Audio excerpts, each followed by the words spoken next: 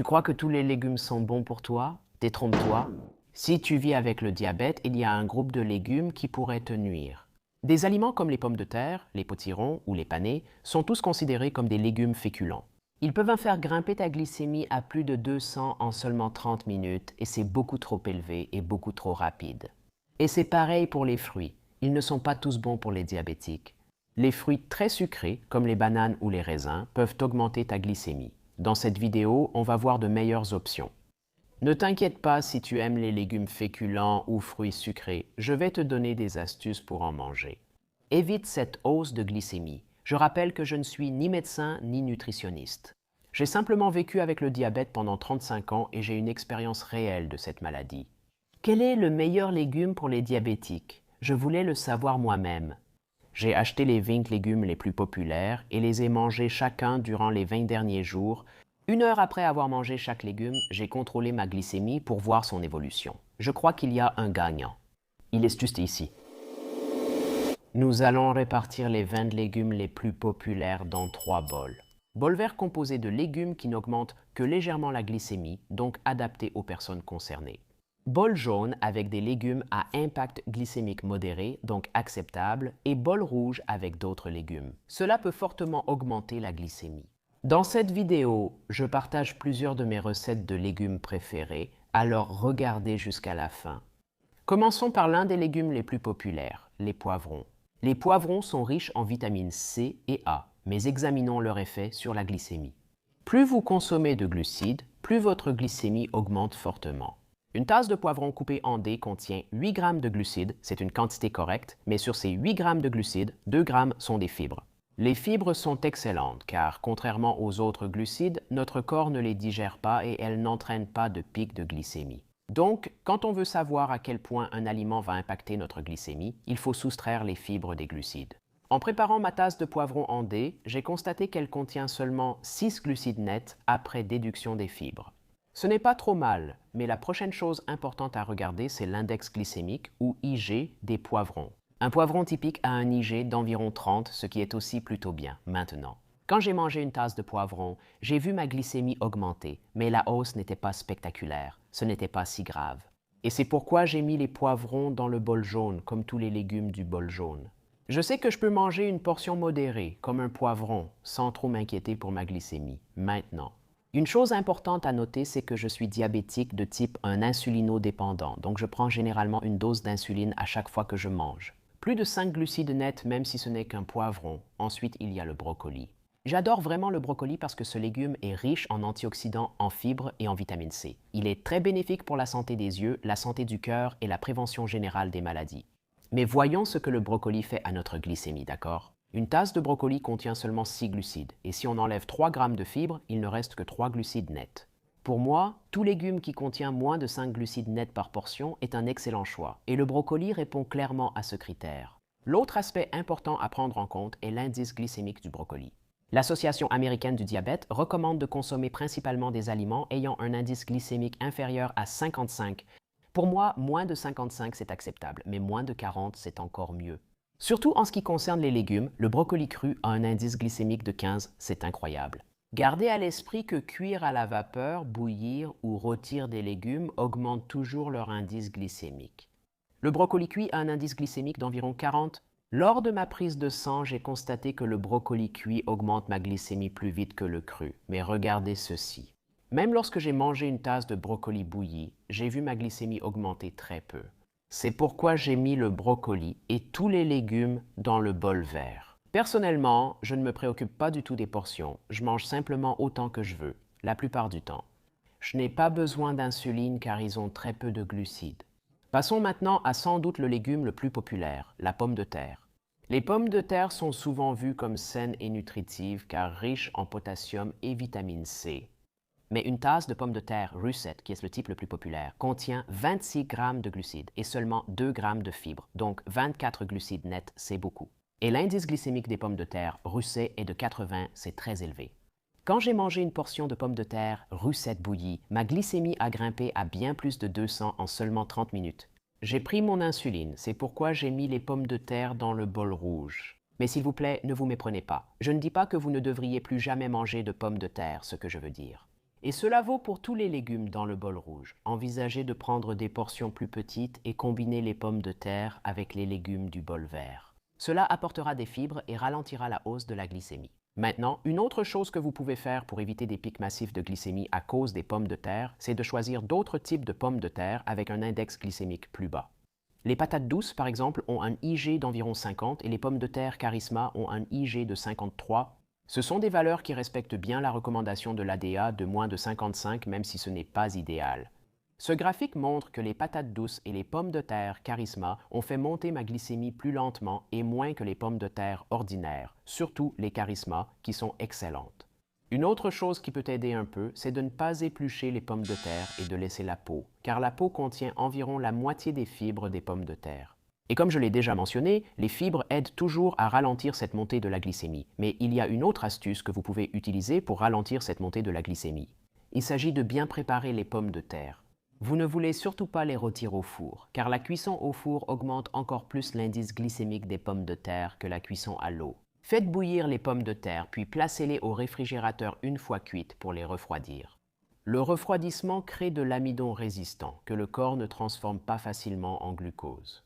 Même réchauffées, ces pommes de terre n'augmenteront pas votre glycémie aussi vite que des pommes de terre bouillies. Mais ma façon préférée de manger des pommes de terre froides, c'est de préparer une salade de pommes de terre en ajoutant des légumes verts, de l'huile d'olive, de la vision, de la moutarde et du vinaigre. Regardez, la salade de pommes de terre que j'ai faite a moins augmenté ma glycémie que la même quantité de pommes de terre classiques. C'est vraiment fascinant, n'est-ce pas? Ensuite, il y a les oignons. Maintenant, je ne connais personne qui n'utilise pas d'oignons pour cuisiner, à part mon beau-frère, qui est allergique. Mais de toute façon, personnellement, j'adore utiliser les oignons parce qu'ils ajoutent une saveur riche à mes plats. Mais une tasse d'oignons hachés contient environ 15 glucides, et même après avoir déduit 3 grammes de fibres, on arrive à 12 glucides nets. C'est pas mal pour un légume, mais il faut aussi considérer l'indice glycémique pour une vision complète. Les IG des oignons crus est de 15, c'est plutôt bien. Mais quand on cuit l'oignon, le 40, et ça c'est un peu à la limite, tout en restant dans la recommandation de l'ADA de moins de 55. Mais quand j'ai testé ma glycémie après avoir mangé un oignon rôti, j'ai pu constater une augmentation progressive mais relativement faible de ma glycémie. Cela a duré environ 1 heure, donc j'ai mis les oignons dans le bol jaune. Mais pour être honnête, je ne m'inquiète pas trop d'ajouter des oignons à mes repas parce qu'en général, je mets juste 1 ou 2 oignons dans tout le plat. La quantité par portion et l'impact sur ma glycémie sont donc très faibles. Parlons maintenant des concombres, un autre légume populaire. J'aime les concombres car ils sont croquants, rafraîchissants et faits à 96% d'eau. Ils hydratent le corps et sont bénéfiques pour la peau, la digestion et le bien-être général. Une tasse de concombre cru et tranché contient 4 glucides et après avoir déduit 1 g de fibres, on arrive à 3 g de glucides nets, c'est excellent. L'indice glycémique est de 15, c'est aussi extrêmement bas, donc on a probablement affaire à un aliment très adapté pour la glycémie ici. En testant ma glycémie après avoir mangé un concombre entier, l'augmentation était minime, mais j'étais rassasié. Par conséquent, les concombres vont dans le bol vert. Sans aucun doute, vous pouvez en manger autant que vous voulez, sans vous soucier de votre glycémie. Maintenant, les concombres sont les légumes les mieux adaptés à la glycémie de notre liste. S'ils sont trop fades, pas d'inquiétude, préparez du tzatziki. Râpez le concombre dans un bol, ajoutez une pincée de sel, laissez reposer quelques minutes, puis égouttez-le et éliminez la majeure partie de l'eau. Ajoutez ensuite du yaourt grec, de l'ail, de l'aneth frais, un filet d'huile d'olive, mélangez le tout et voilà. Voici un accompagnement ou en cas très sain, idéal pour la glycémie. J'adore le tzatziki, c'est si rafraîchissant. Mais passons maintenant à un autre légume très populaire, la tomate, je sais. D'un point de vue botanique, la tomate, tout comme le poivron, est considérée comme un fruit, mais la plupart des gens la considèrent comme un légume, surtout en cuisine. C'est pourquoi je les ai incluses dans cette vidéo. Nous parlons de les manger, pas de les planter. D'accord, une tasse de tomates prunes contient généralement environ 7 glucides, dont 2 sont des fibres. Donc, on parle d'environ 5 glucides nets. Selon mon expérience, la plupart préfèrent les tomates cerises, souvent plus sucrées et contenant environ 8 glucides nets. La prochaine chose importante à considérer est l'index glycémique, car plus l'IG est élevé, plus les tomates feront grimper rapidement votre glycémie. Maintenant, veuillez noter que l'IG peut varier en fonction de nombreux facteurs, comme la source d'information, le degré de maturité et la méthode de préparation. Maintenant, l'index glycémique des tomates se situe généralement entre 20 et 30, et c'est très bien. Plus les tomates sont sucrées, plus leur IG sera probablement élevé, mais moins elles sont sucrées, plus l'IG sera bas. Lors de mes tests, j'ai également constaté que plus les tomates sont mûres et transformées, plus elles feront grimper rapidement la glycémie. Regardez ma glycémie. Une tasse de tomates crues a très peu augmenté ma glycémie, mais une tasse de tomates cerises sucrées rôties a fait grimper ma glycémie beaucoup plus. Même avec mon insuline, la différence est nette. C'est pourquoi j'ai mis les tomates dans le bol jaune. Elles conviennent moins à la glycémie que les concombres, mais l'augmentent moins que les pommes de terre. Maintenant, je n'hésite pas à manger des tomates. J'en mange même assez souvent. Mais je compte ou j'estime toujours les glucides et je prends la bonne dose d'insuline en conséquence si nécessaire. Voici un autre de mes plats de légumes favoris, le pico de gallo. Il y a beaucoup de tomates dans celui-ci. Il suffit de couper des tomates fraîches, de l'oignon, des piments serrano et beaucoup de coriandre en petits morceaux. Ajoutez du jus de citron vert et du sel, mélangez le tout et c'est prêt.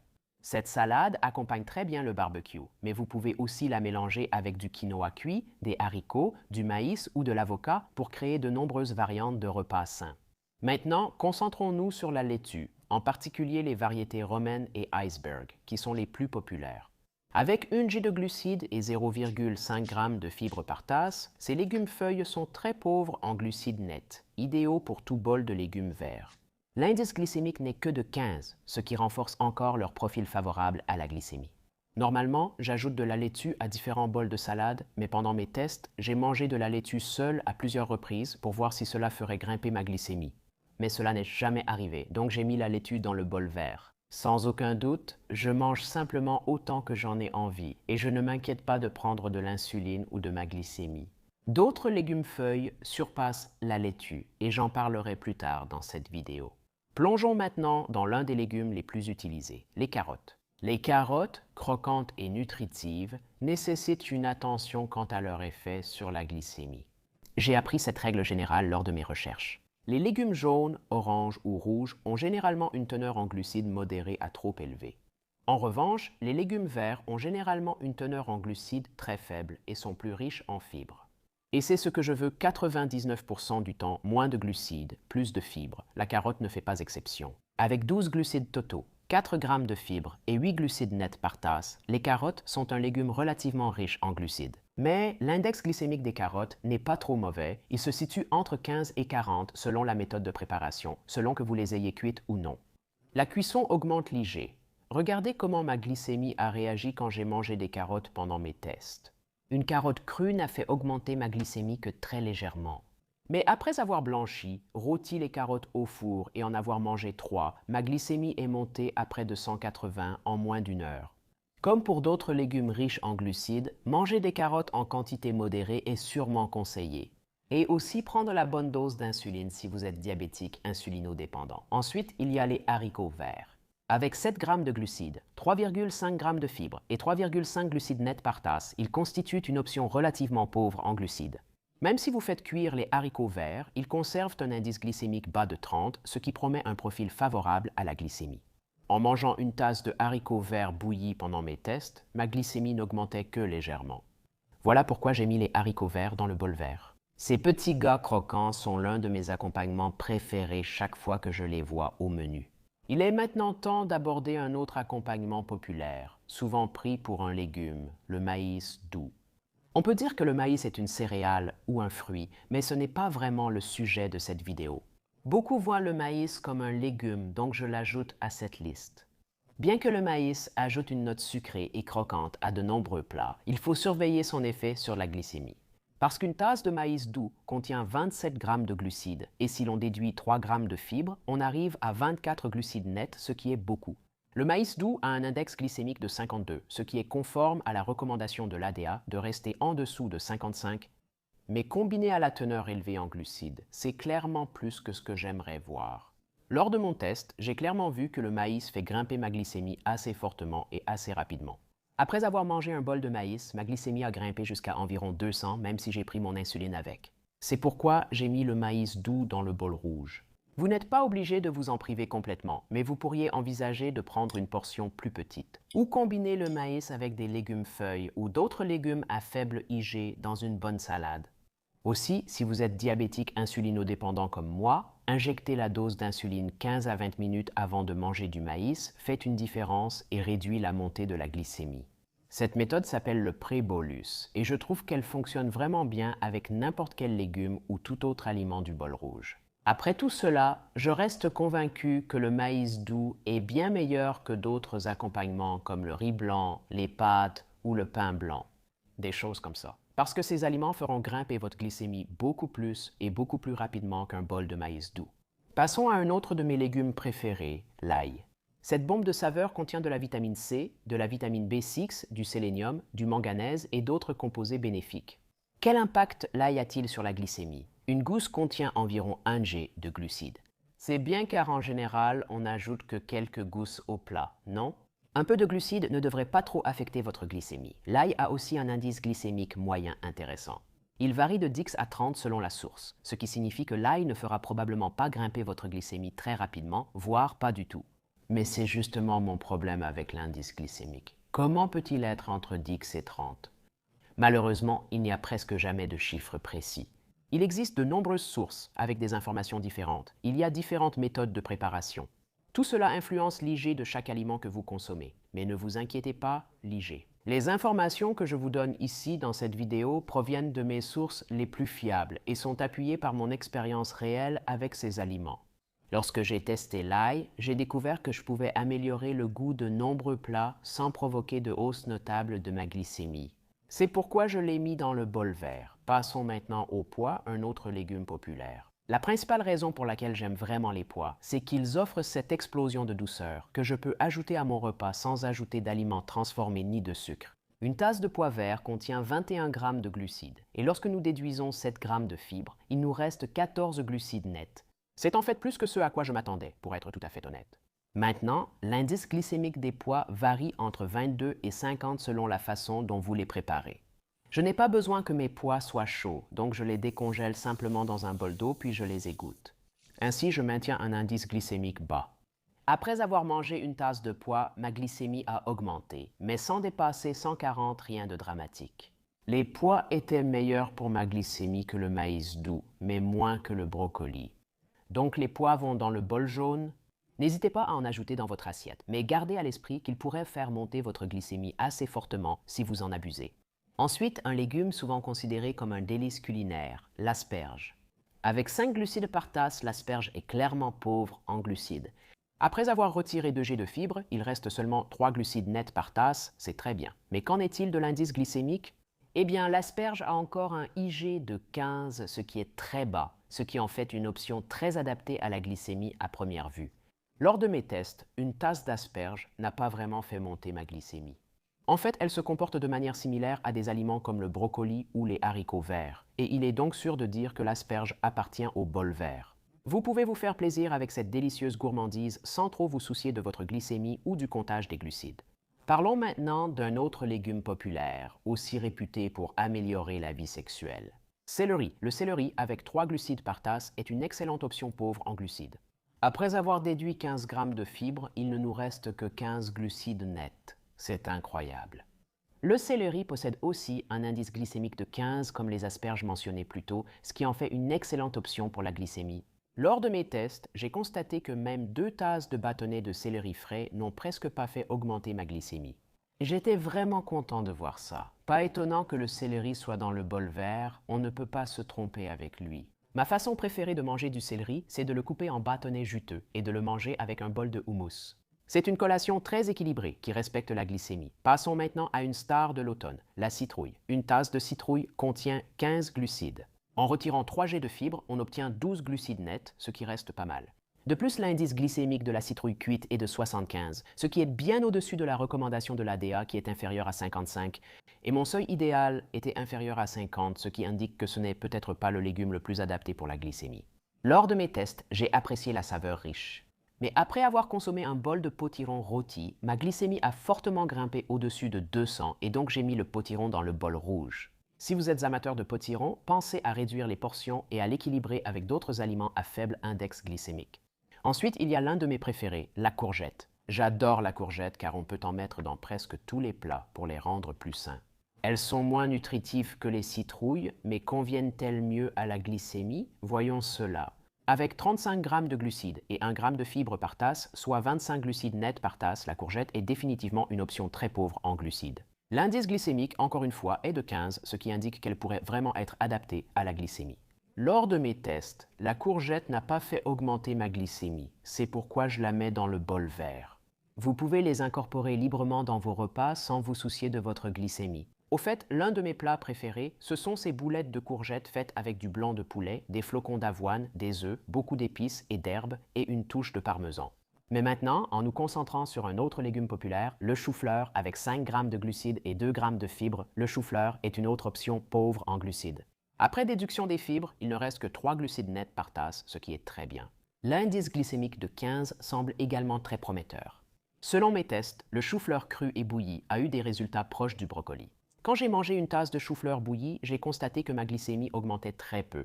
Le chou-fleur cru était encore plus adapté à la glycémie que le chou-fleur cuit, et c'est pour cela que je mets le chou-fleur dans le bol vert chaque fois que j'en mange. Je ne fais pas attention à ma glycémie ni au comptage des glucides, je mange ce que je veux. Découvrons maintenant une autre courge, la butternut. La courge butternut bouillie contient 22 g de glucides par tasse, et même après avoir déduit 7 g de fibres, on arrive à 15 glucides nets par tasse. C'est un légume plus riche en glucides, c'est certain, mais l'indice glycémique de la courge butternut est de 51, ce qui reste dans la recommandation de l'ADA de moins de 55. Maintenant, lors de mes tests, j'ai constaté une augmentation notable de ma glycémie après avoir consommé une portion de courge. Et c'est pourquoi je la place dans le bol rouge. Si vous aimez la courge butternut, pensez à en manger avec modération. Si vous êtes dépendant de l'insuline comme moi, comptez les glucides et faites un prébolus si besoin.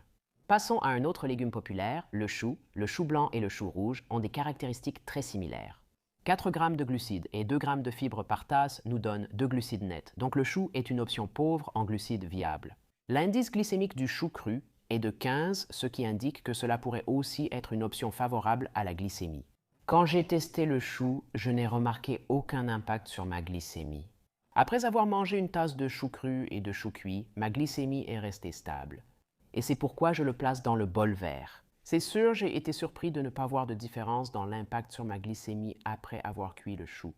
Maintenant, si vous aimez vraiment le chou, vous pourriez aussi envisager la choucroute. Le chou fermenté, comme le chou nature, est très bénéfique pour la glycémie et offre encore plus de nutriments et de bienfaits. Maintenant, parlons de deux autres légumes-feuilles très populaires, les épinards et le chou kale.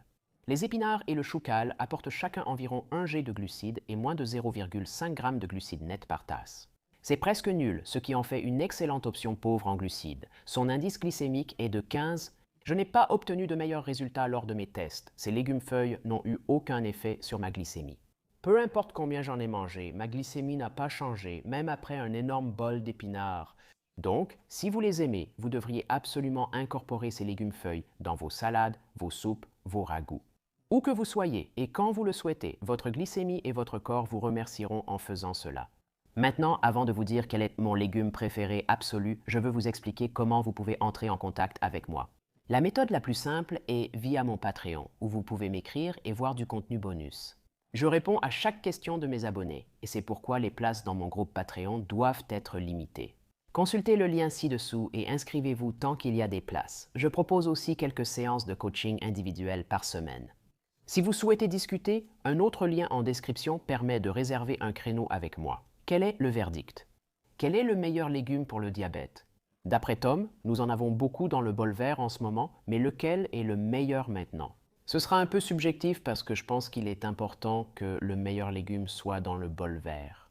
Mais il est peut-être encore plus important que tu prennes plaisir à le manger et que tu le manges vraiment parce que tu l'aimes.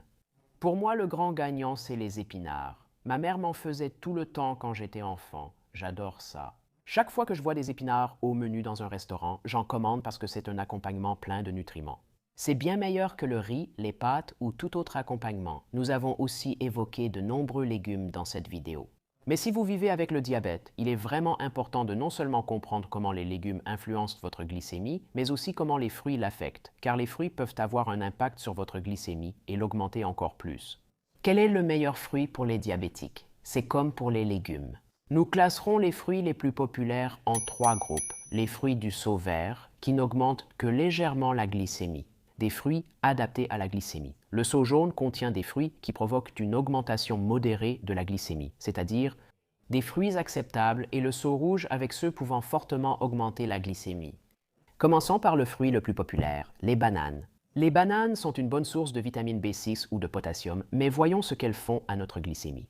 Une banane moyenne apporte 23 G de glucides pour 100 grammes. Lorsque nous déduisons 3 grammes de fibres, nous arrivons à 20 glucides nets. Ça fait pas mal de glucides. Souvenez-vous, plus vous consommez de glucides, plus votre glycémie augmente. Mais la prochaine chose importante à regarder, c'est l'indice glycémique, ou IG.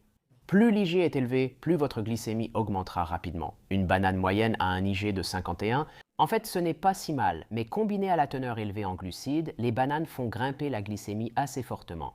C'est ce que j'ai constaté lors de mon test de glycémie, d'où ma décision de placer les bananes en catégorie rouge.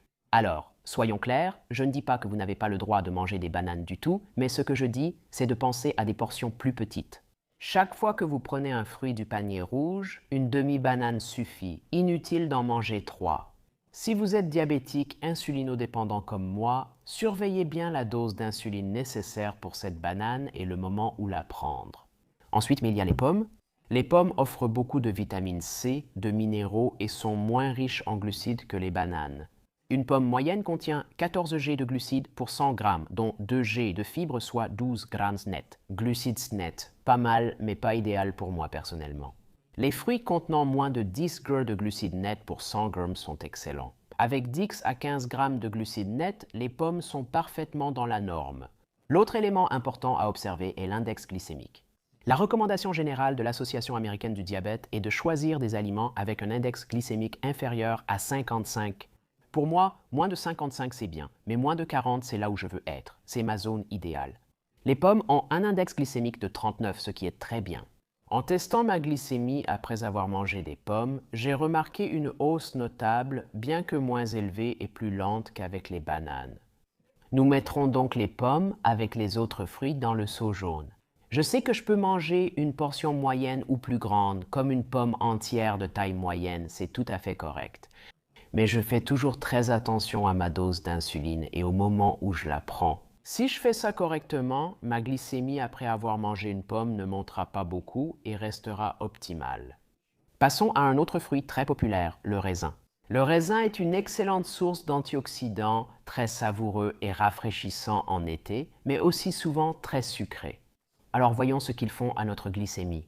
Le raisin contient environ 18 grammes de glucides pour 100 grammes en retirant. 1 gramme de fibres, on arrive à 17 glucides nets. Ça fait beaucoup de glucides. L'index glycémique du raisin est d'environ 59, ce qui est très élevé. Une chose à garder à l'esprit, c'est que l'index glycémique de n'importe quel fruit peut varier selon la source d'information, selon le degré de maturité du fruit, son origine et de nombreux autres facteurs. Ainsi, les raisins très mûrs et sucrés peuvent avoir un index glycémique proche de 70, tandis que les raisins peu mûrs et acides peuvent avoir un index glycémique inférieur à 50. Maintenant, lorsque j'ai testé ma glycémie après avoir mangé des raisins, j'ai pu constater une forte augmentation de la glycémie en moins de 40 minutes. C'est pourquoi j'ai mis les raisins dans le seau rouge. Ensuite, et l'un de mes préférés, les fraises. Les fraises fraîches sont très sucrées et savoureuses, mais elles contiennent 90% d'eau, donc leur teneur en glucides est en fait très faible. Chaque fraise contient environ 8 grammes de glucides pour 100 grammes en déduisant 2 grammes de fibres. On arrive à 6 glucides nets. Nous avons peut-être affaire à un fruit idéal pour la glycémie, mais vérifions d'abord son index glycémique avant de conclure. Et ici, nous voyons un IG de 39, ce qui est juste autour de la limite supérieure de ma zone idéale. Après avoir mangé des fraises, j'ai testé ma glycémie et constaté une légère hausse, ce qui m'a agréablement surpris. Rien de grave du tout. Par conséquent, je mets les fraises dans le seau vert, avec les autres fruits du seau vert. Je ne me préoccupe pas du tout de la taille des portions, je vais simplement en manger autant que je veux. Je vais simplement m'assurer de compter les glucides et de prendre la bonne dose d'insuline en fonction de mon ratio glucides-insuline. Je connais beaucoup de gens qui aiment mixer des fraises dans un smoothie. Je sais que c'est délicieux, mais voici un avertissement. Lorsque vous mixez ces fraises ou n'importe quel autre fruit, vous détruisez la majeure partie des fibres et par conséquent, vous augmentez la teneur en glucides nets ainsi que l'index glycémique de ce fruit. Et vous aurez une augmentation de la glycémie plus importante et plus rapide en buvant un smoothie à la fraise qu'en mangeant simplement des fraises entières. Parlons maintenant des oranges, fruits populaires. Nous savons tous qu'elles sont riches en vitamine C, en antioxydants et en nutriments, mais sont-elles adaptées à la glycémie?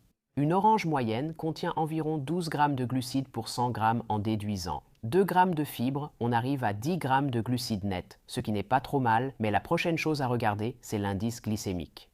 Et les oranges ont un IG de 45 maintenant, ce qui est dans la recommandation de l'ADA, mais c'est légèrement au-dessus de ma zone idéale de moins de 40.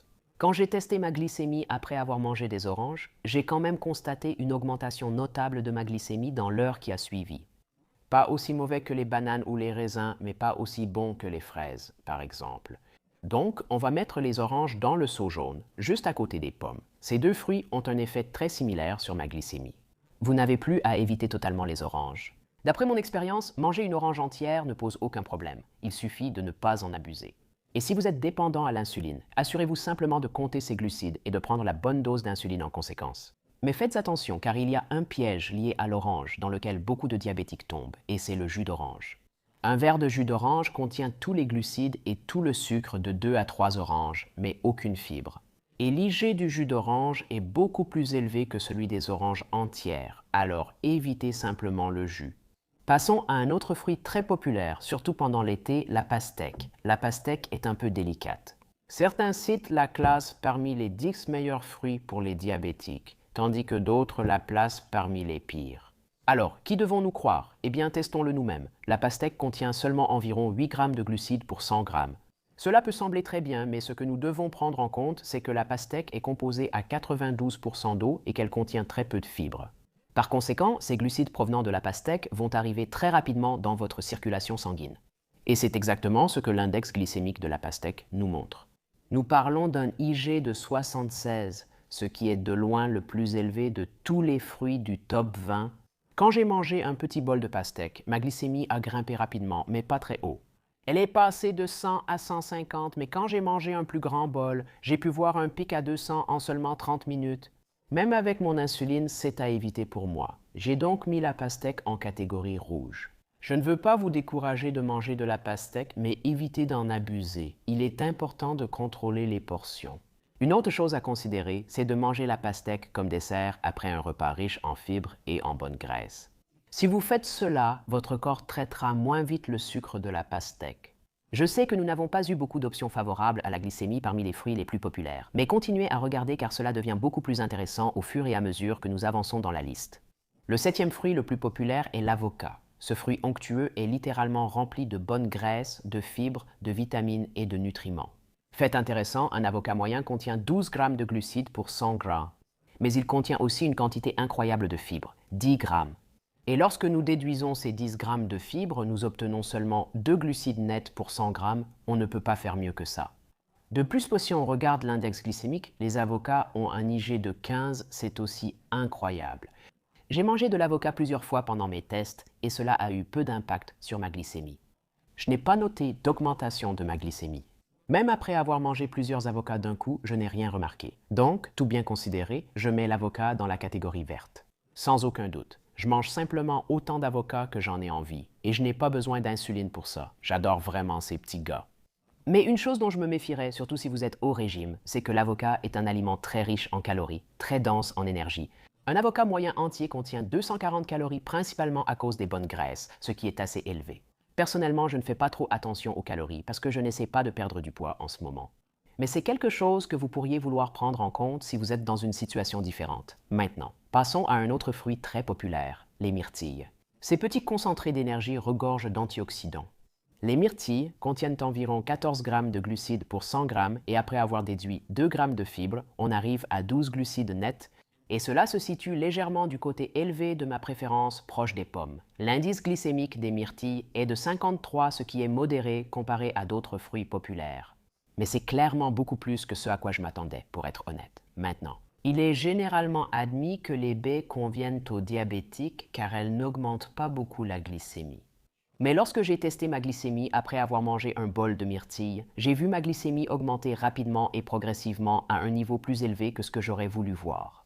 Et donc, je place maintenant les myrtilles dans le seau jaune. J'ai pensé qu'en tant que diabétique de type 1, je pouvais manger une tasse entière de myrtilles sans que ma glycémie ne monte trop haut. Mais je dois faire attention à deux choses. Je dois faire mon injection d'insuline environ 15 à 22 minutes avant de manger ces myrtilles et je dois ajuster correctement ma dose d'insuline en fonction de la quantité de glucides. Ensuite, nous allons explorer les framboises, parce qu'à première vue, elles pourraient avoir des caractéristiques similaires aux myrtilles, mais ce n'est vraiment pas le cas. En ce qui concerne le contrôle de la glycémie, les framboises contiennent 10 grammes de glucides pour 100 grammes, mais après avoir déduit 5 grammes impressionnants de fibres, on arrive à seulement 5 glucides nets. Cela les classe parmi les fruits pauvres en glucides, ce qui est prometteur. Mais qu'en est-il de l'indice glycémique? Eh bien, L28, ce qui est très bas et se situe confortablement dans ma zone idéale de moins de 40. Même après avoir mangé beaucoup de framboises, j'ai constaté peu d'effet sur ma glycémie. Et donc, les framboises vont se retrouver dans la catégorie verte. Vous pouvez en profiter sans culpabilité, alors n'hésitez pas à vous faire plaisir. Elles changent vraiment la donne. Mais voici un petit avertissement. Beaucoup aiment préparer une sauce ou une confiture avec des framboises, d'autres baies, voire des abricots ou des pêches. Je sais que ces confitures et garnitures maison sont délicieuses, mais voici le problème. Pour obtenir la confiture ou la sauce, il faut cuire ces baies ou tout autre fruit. Quand vous faites cela, vous allez casser une partie des fibres et vous allez aussi éliminer l'eau, qui est naturellement l'ingrédient principal dans presque tous les fruits. Après extraction de l'eau, la teneur en glucides, notamment en glucides nets, ainsi que l'index glycémique augmente. Donc votre glycémie va augmenter beaucoup plus vite et beaucoup plus fortement quand vous faites cela. Je ne parle même pas des confitures et des sauces avec du sucre ajouté, parce que le sucre transforme cela en une catégorie d'aliments complètement différente. Et on ne peut plus appeler ça un fruit, donc tenez-vous-en éloigné. Ensuite, il y a les pêches, ces délices d'été juteux et sucrés, pleins de vitamines et de minéraux. Les pêches contiennent environ 15 grammes de glucides pour 100 grammes et après avoir déduit 2 grammes de fibres, on arrive à 13 glucides nets. Ainsi, les pêches figurent en haut de ma liste de glucides préférés. Mais l'indice glycémique des pêches est de 42, ce qui n'est en fait pas si mal. En testant les pêches, j'ai noté une hausse de ma glycémie. Mais pas aussi forte qu'avec les fruits du seau rouge, et donc les pêches iront dans le seau jaune. J'ai été agréablement surpris, car les pêches ont même mieux réagi que les myrtilles. Pour moi, voilà le constat. J'ai reçu récemment un commentaire YouTube d'un abonné soulignant une excellente règle empirique et faisant une observation intéressante. Et il a dit que plus l'aliment est foncé, plus l'indice glycémique est bas, et plus l'aliment est clair, plus il est probable qu'il se décompose rapidement en glucose. C'est un commentaire excellent et très précis. Parce que dans 95% des cas, il vaut mieux choisir des aliments plus foncés que des aliments plus clairs, cela sera meilleur pour votre glycémie. Il est intéressant de noter que les pêches et myrtilles pourraient faire exception, confirmant ainsi cette règle. Passons à un autre fruit rafraîchissant très populaire qui évoque l'été, le cantaloupe. Je l'appelle parfois melon orange, mais c'est sûrement juste un surnom que je lui donne. Le cantaloupe contient environ 8 grammes de glucides pour 100 grammes, et si on enlève 1 gramme de fibres, on arrive à 7 glucides nets, ce qui est une teneur très faible en glucides. Donc, ça semble prometteur. Mais l'indice glycémique du cantaloupe est de 65, ce qui est très élevé comparé à d'autres fruits populaires. Cela montre une forte hausse de la glycémie que j'ai observée lors de mon test. Quand j'ai mangé un petit bol de melon orange, ma glycémie a augmenté assez rapidement, mais pas très haut. Elle est passée de 100 à 150, mais quand j'ai mangé un plus grand bol, j'ai vu une montée rapide à 200 en seulement 35 minutes. Même si j'ai pris mon insuline avec, c'est très similaire à la pastèque et loin d'être idéal. Je mets maintenant le cantaloupe dans le seau rouge. Je mange parfois du melon orange, mais je n'en ai pas besoin de beaucoup. Je mange une demi-tasse car contrôler les portions est essentiel avec les fruits du seau rouge. Je compte les glucides et prends mon insuline à l'avance. Et avec le cantaloupe, ça peut être 20 ou même 25 minutes avant de manger ce fruit. Parlons maintenant des mandarines, qui ressemblent aux oranges par leur teneur en vitamines et leur couleur, non? Je préférais les mandarines aux oranges, surtout parce qu'elles sont plus faciles à éplucher. Elles sont aussi souvent plus sucrées que les oranges. Voyons dans quelle catégorie elles sont. Les mandarines contiennent environ 14 grammes de glucides pour 100 grammes et après avoir déduit 2 grammes de fibres, on arrive à 12 glucides nets, ce qui les place dans la catégorie des glucides modérés. Pas terrible, mais pas idéal non plus. Maintenant, l'indice glycémique de la mandarine est correct. À 47, ce n'est pas dans ma zone idéale de moins de 40, mais ce n'est pas non plus au-dessus de 55, ce qui serait trop élevé. Quand j'ai testé ma glycémie après avoir mangé des mandarines, j'ai vu ma glycémie augmenter progressivement pendant environ 1 heure, peut-être un peu moins. La hausse de la glycémie était moins brutale qu'avec la pastèque ou le melon, mais restait notable. Nous mettrons les mandarines dans le seau jaune. Elles ont eu un effet similaire sur ma glycémie que les oranges, même si leur goût était un peu plus sucré. Il nous reste encore 8 fruits populaires à passer en revue, et 5 d'entre eux iront dans le seau vert. Je peux donc en manger à volonté sans trop augmenter ma glycémie. Explorons l'ananas, une gourmandise tropicale riche en saveurs et en vitamine C. Il contient environ 13 glucides pour 100 grammes, soit 12 glucides nets après déduction de 1 gramme de fibres, ce qui reste une quantité modérée. Pas mal, mais pas parfait.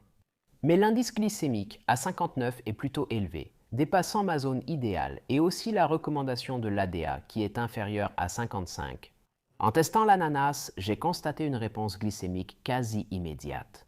J'ai eu un pic notable et ma glycémie a atteint son maximum en moins de 40 minutes après avoir mangé l'ananas. C'est pourquoi l'ananas va dans le seau rouge. Vous pouvez en profiter, mais je ne mangerai pas plus d'une demi-tasse à la fois. Si vous dépendez de l'insuline, vous connaissez la routine. Compter les glucides, ajuster la dose et faire le prébolus. Ensuite, il y a les prunes, fruits à noyaux juteux, riches en vitamine C, fibres et potassium. Les prunes ont environ 11 g de glucides pour 100 grammes, dont 1 g de fibres, soit 10 g de glucides nets, ce qui est très bien. L'indice glycémique des prunes est de 39, ce qui est juste en dessous de ma zone idéale de moins de 40, et cela semble vraiment prometteur. Alors, qu'en est-il des prunes? Comment se sont-elles comportées lors de mon test de glycémie? Eh bien, j'ai constaté une légère augmentation progressive de la glycémie. Et donc, les prunes sont un peu à la limite entre la catégorie verte et la catégorie jaune. Après en avoir mangé plusieurs fois, j'ai décidé de les classer en catégorie verte car elles m'ont vraiment convenu. On ne peut pas se tromper avec les prunes. Passons aux cerises, et ici il faut faire attention parce qu'il y a des cerises douces et des cerises acides. Les cerises douces ont environ 15 glucides nets pour 100 grammes, ce qui les place dans la catégorie des fruits plus riches en glucides, tandis que les cerises acides n'ont que 10 glucides nets pour 100 grammes, ce qui les place dans la catégorie des fruits moins riches en glucides. Rappelez-vous, j'aime rester en dessous de 15, mais idéalement en dessous de 10 glucides nets. Mais la différence entre les cerises douces et acides est encore plus marquée. En ce qui concerne l'index glycémique, l'IG des cerises douces peut atteindre 62, tandis que l'IG des cerises acides n'est que de 22 et c'est très bas. Et c'est probablement pour cela que ces deux types de cerises m'ont donné une réponse glycémique complètement différente. Les cerises douces ont vite fait monter ma glycémie au-delà de 200, ce qui est trop pour moi.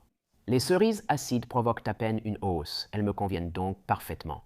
Et donc, les cerises acides vont dans le seau vert, les cerises douces vont dans le seau rouge.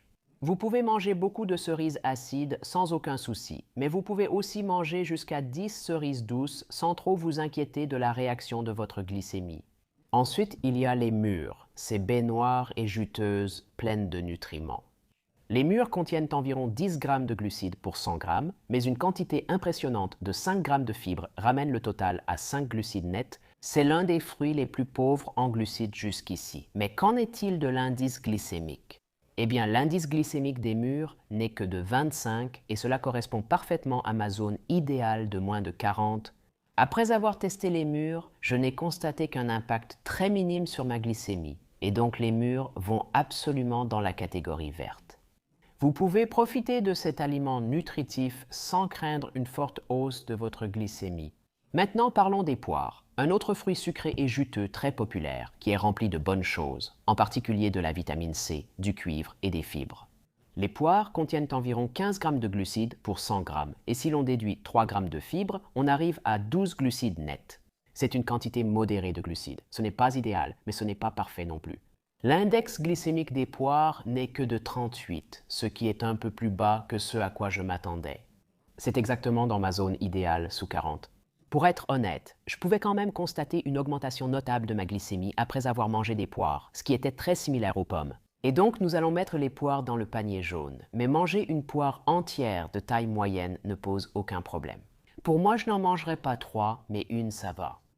Et comme pour la plupart des autres fruits, je fais très attention à ma dose d'insuline et au moment où je la prends. Il nous reste encore 3 fruits à voir et après ça, je vais vous donner un bonus parce que je vais vous présenter 2 fruits supplémentaires. Ils ne figurent pas parmi les 20 fruits les plus populaires, mais je les trouve excellents pour les personnes diabétiques. Le prochain sur la liste est un autre fruit riche en vitamine C, le kiwi. Je sais que certains d'entre vous vivent en Nouvelle-Zélande et ont plein de kiwis autour d'eux. Quelqu'un m'a même demandé de parler des kiwis. Alors voilà, le kiwi contient environ 14 g de glucides pour 100 g en déduisant 3 g de fibres. On arrive à 11 glucides nets, c'est correct, un peu plus ou moins que 10, ce qui serait idéal pour un fruit pauvre en glucides, mais ça va. L'indice glycémique du kiwi est de 53, ce qui est conforme à la recommandation de l'ADA de moins de 55, mais c'est au-dessus de ma zone idéale de moins de 40. Par conséquent, le kiwi n'est probablement pas mauvais pour vous, mais ce n'est tout simplement pas la meilleure option pour la gestion de la glycémie. Je peux constater une augmentation notable de la glycémie après avoir mangé des kiwis mûrs, et c'est pourquoi je classe le kiwi dans la catégorie jaune. En tant que diabétique de type 1, je peux manger environ 2 kiwis entiers sans que ma glycémie n'augmente trop. Mais je dois m'assurer de prendre de l'insuline en fonction de la teneur en glucides et de faire un pré-bolus environ 15 à 20 minutes avant. Pour ceux sans dépendance à l'insuline, profitez des kiwis avec modération pour maintenir une glycémie contrôlée. Parlons maintenant du pamplemousse, qui selon les données est une excellente option pour maintenir une glycémie basse et stable. Le pamplemousse contient seulement 11 grammes de glucides pour 100 grammes et après avoir déduit 2 grammes de fibres, on arrive à 9 glucides nets, ce qui est parfaitement dans ma zone idéale de moins de 10. Le 25, ce qui est bien car votre glycémie n'augmentera pas rapidement après en avoir mangé. Et j'ai même pu confirmer cette hypothèse. Lors de mes tests, le pamplemousse n'a eu qu'un impact léger sur ma glycémie et donc pour moi, le pamplemousse va clairement dans la catégorie verte. Mais je sais que mon verdict va être très controversé parce que vous aimez parler des pamplemousses dans les commentaires. Il y a des millions de commentaires sur le pamplemousse.